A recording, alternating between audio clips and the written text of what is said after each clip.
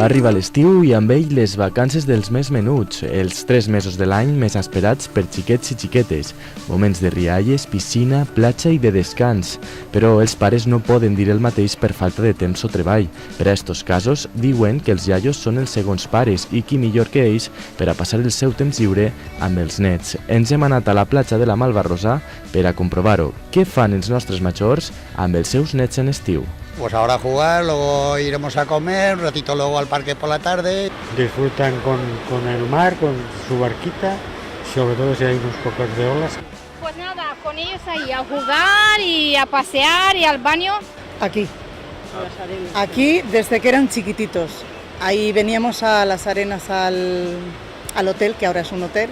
Nos venimos muy prontito, a las 9 ya estamos aquí y cuando empieza a venir la gente, cuando empieza el sol a pegar, entonces nos vamos. Nos llegamos a casa, nos damos nuestra ducha, nos quedamos fresquitos, comemos, siesta y por la tarde, si nos apetece, nos vamos al Boraya.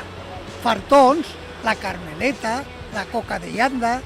Un poquito a la playa, estamos aquí un ratito hasta la hora de comer que nos vamos a casa. Sol i platja és el pla estrella d'este estiu per a que iaios i nets puguen gaudir de les vacances mentre els pares treballen. Els iaios adoren els seus nets i la convivència entre ells resulta molt grata i enriquidora, ja que els iaios solen estar més relaxats que els pares, tenen més ganes de jugar i, sobretot, temps lliure. Als pares també els encantaria poder passar les vacances amb els fills, però, majoritàriament, les obligacions laborals els ho impedeix. Sí, la meva filla treballa y ella es precisa anar a trabajar. Porque mi hija trabaja hasta el 4 de agosto y yo me vine con mi marido y digo, pues llevamos a la niña con nosotros. Trabajan, pero es igual. Esto es dar vida, dar ánimo. La filla treballant, el gendre treballant. ¿Qué tienen que hacer los abuelos? Cuidarlos. Ya viene una semanita, 10 días de vacaciones. Los padres ya trabajan y pues de vez en cuando hay que ayudarlo, hay que pues disfrutar nosotros también de ellos. Están en Madrid trabajando. Mis nietos que son madrileños vienen aquí en verano. Están 3 semanitas y están estupendamente. Tot i la diversió, la relació entre iaios i nets comporta certs sacrificis que amb l'edat es fan més complicats. Replegar-los de casa dels pares, fer-los el dinar, dutxar-los o portar-los al metge si es posen malalts són algunes de les responsabilitats de fer-se càrrec dels nets.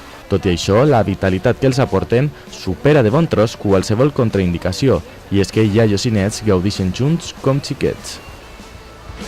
No me molesta estar con los niños, porque son una alegría.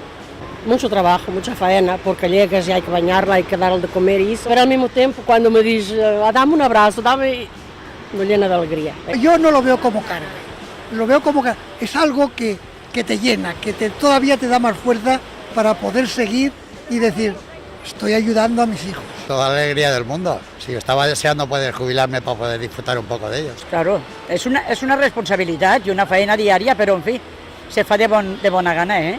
Home, n'hi ha ratos que dius, ai, però no es càrrega ni és res. Home. Disfruten d'ells, perquè després el que passa, si estan a l'escola i estan ahí, no els vegem, perquè això és el que passa. Fer un castell d'arena, banyar-se, jugar o riure, iaios i nets, en estiu més que mai, ho fan tots junts.